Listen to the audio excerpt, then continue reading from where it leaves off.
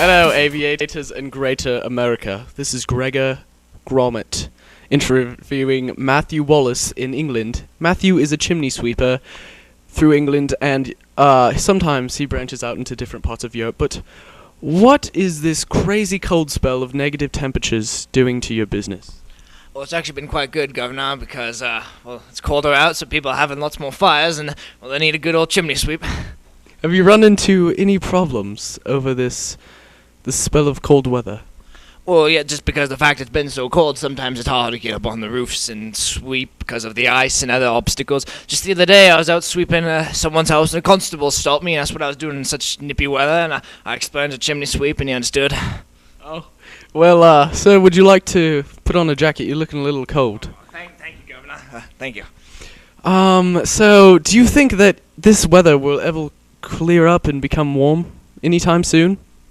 Well, I certainly hope so. Maybe spring, summer. It'd be very unfortunate if it stayed like this forever. Another ice age. So, you're predicting another ice age? No, I hope it doesn't. But if that happens, I mean, more business for me, actually. So, you're hoping there's an ice age so your job can produce more income. Am I correct? That is correct, Governor. So, one more question for you. Do you plan on doing anything in this snow other than just working? No.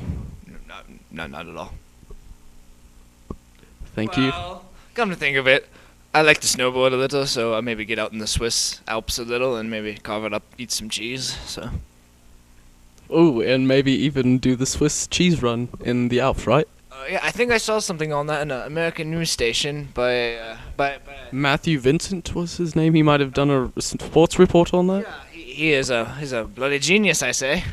Oh, well, aviators, this has been Gregory Wallace and Matthew Gromit, the chimney sweeper, reporting live to you. Signing out. Pip pip. Cheerio. Out, Governor. Good night. Good morning. Good evening.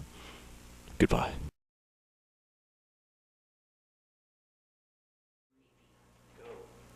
Hola, aviators. I'm Matt Vincent with your sports news. Hola, Spanish for hello. Well, Super Bowl 46 was last Sunday, and it was an exciting game, let me tell you. The Giants beat the Patriots 21-17. The Patriots are in the lead for most of the game, but the Giants came back in the fourth quarter, thanks to Eli Manning and Mario Manningham.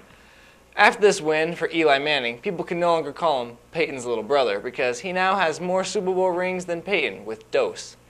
That's Spanish for two. Well, the Gloucester cheese rolling is making its unexpected comeback in 2012. This event takes place on Cooper's Hill in the Netherlands. The event consists of a block of cheese rolling down a huge hill, and contestants run down the hill trying to catch it. First one to get the cheese wins.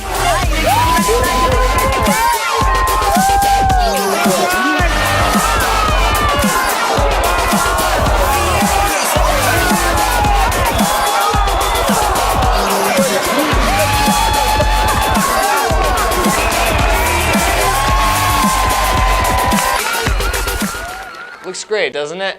Add that one to my bucket list. It'll be right after the running of the bulls. Well, I'm going to go get me some cheese. This is Matt Vincent saying, stay classy, Compass. Good morning, aviators. It's Anna here with your world news. Last month, a Picasso painting was stolen from the National Art Gallery in Athens, along with 2 other paintings. Head of a Woman was painted in 1939 and given to the Greek people in 1946 as a personal tribute from Picasso for the resistance of the Nazis. A 4th work of art, Landscape with a Farm by Madron, was left behind as thieves fled. The raiders interfered with alarm systems throughout the night until the guards finally shut it off, allowing the thieves to break in and make their getaway. The paintings have yet to be found. On a brighter note, the earliest known version of the Mona Lisa has been found at the Prado Museum in Spain. The newfound treasure was found under layers of black paint on a portrait thought to be a replica. As restoration work continued on this post copy, however, experts realized it was a draft painted around the same time as the original. It's painted on a brighter backdrop, and Mona looks a little fresher than her famous counterpart. It's quite a find and will be officially revealed later this month in Spain. This isn't the only treasure Spain has landed lately. Spain recently won a lawsuit against a Florida salvage crew reclaiming an estimated $500 million in sunken treasure. The Spanish government is expecting a shipment of 600,000 gold coins to arrive soon. The treasure is said to be from the Navy warship Nuestra Señora de las Mercedes. It left Peru in 1804 but was attacked a day off Spain's coast, sinking south of Portugal by British fire. Now, more than 200 years later, the treasure has been reclaimed and made its final leg of the journey to its original destination.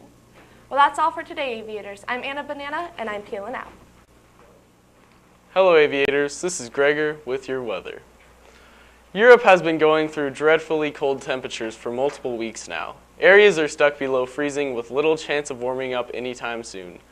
The coldest it has been in Europe this year was in Germany this past week, where the temperature dropped to a frigid -16 degrees.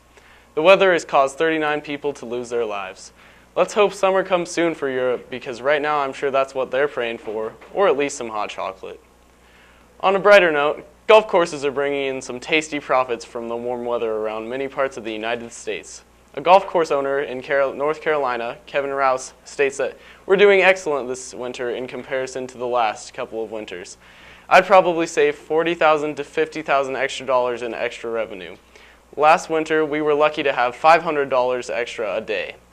If the temperature continues to hover around the mid-50-degree range in the valley, Matt and I might just have to go and stroke the back nine. Now for your Treasure Valley outlook for the weekend. Today we're looking at mostly sunny skies with a high of 52 and a low of 28. Tomorrow and Sunday will both be partly cloudy with a high just around 50 and a low dipping right below freezing to 28 degrees. The weather should be just cold enough for your school ski night, so have fun and shred it up on the mountain. Chuck Norris sleeps with a pillow under his gun.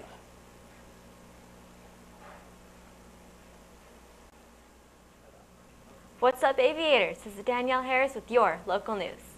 Developers in downtown Boise have undertaken the task of restoring the downtown area to its original glory of the 1950s.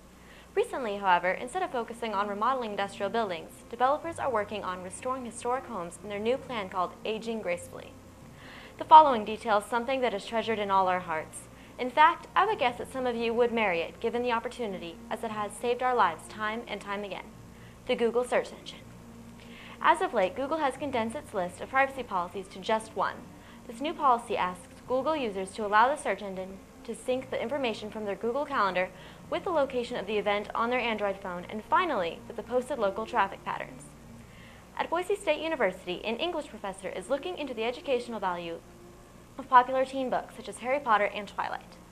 The purpose of this inquiry is to determine whether a student's interest in a novel could impact their English scores. Therefore, by reading modern-day fantasy books such as Harry Potter and relating it to books such as King Arthur, the professor hopes to spark interest in the classics. But enough about the professor, I want to know what you think. So, aviators, I'm coming to you to see if you think Harry Potter and Twilight belong in an English curriculum. So, Mrs. Gatfield, do you believe books such as Harry Potter and Twilight belong in an English curriculum? I think those books have a lot of value in terms of sparking interest for students to begin reading. I wouldn't put them in a curriculum in terms of required reading, but I've had a lot of students in the past who were not readers who got a hold of one of those books and it turned them into passionate, avid readers. So I think they have a lot of value, but I wouldn't necessarily put them in a required reading for the curriculum. Well, thank you, Mrs. Gatfield. And that's the way it is, aviators. Until next time, this is Danielle Harris, your commentator, signing out. Hey everyone, this is Madison Durrell with your special reports. Guess what's coming up this Tuesday, February 14th? Valentine's Day. Did you know Valentine's Day all started when the Emperor of Rome, Claudius II, banned any marriages or engagements? He hoped that because of this, more men would join the army because they wouldn't have to leave behind a family. Regardless of Claudius's new law, a priest named St. Valentine's went behind the emperor's back and continued to perform marriages in secret. Sadly, St. Valentine was caught and was thrown in prison for defying the emperor. While in prison, Valentine fell in love with his prison guard's daughter, who often visited him at his cell. Valentine was sentenced to be beaten and beheaded on the 14th of February, but before he died, he wrote a love note to the woman he loved saying, "From your Valentine." This is a very sad story, but now we are able to have a day to spend with the ones we love. So what are you waiting for? Tell that special someone how you feel. Don't hold back. For those of you who are single, don't feel bad. Valentine's Day is commonly known as Singles Awareness Day. And if you are single, but you like somebody, and if you have that special someone already, you can do any of these 5 things for them this Valentine's Day. 1, have a Valentine's Day party and invite them. Watch a movie, walk to the store, but make sure you're hanging around them. 2, write a love note or an I like you note. Show them that you appreciate and that you care for them. 3, take them out bowling or to the mall with other friends too. 4, buy some chocolates or candy or something that you think they'd enjoy. 5, post something on their Facebook wall like, Happy Valentine's Day. Valentine's Day had a sad start, but that doesn't mean you can't make a new Valentine's Day story with your special someone. From a hug to a kiss to 5,000 roses, make this February 14th memorable. I'm Maddie Sunshine, brightening up your day.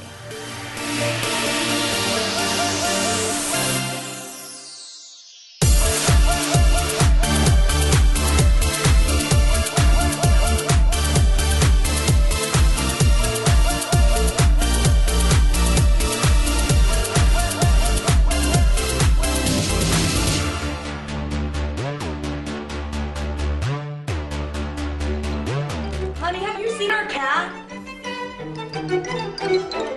Nope.